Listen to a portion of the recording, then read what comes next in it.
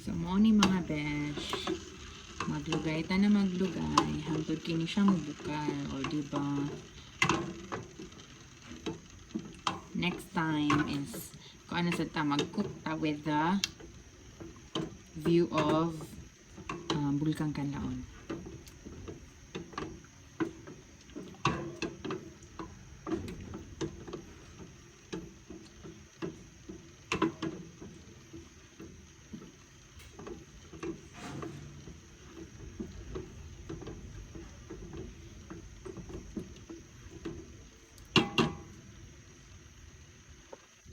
Lata tanga mo bukal siya. Kaya itong ilunod ang cornstarch with the Alaska evaporated filled milk.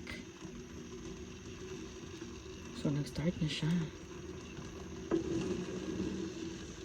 Oh, nag-start na good siya mga besh.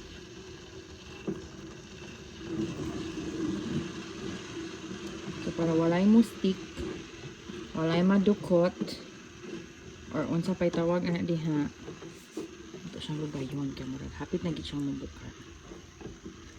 Murag na gid akong dugo kabukal-bukal.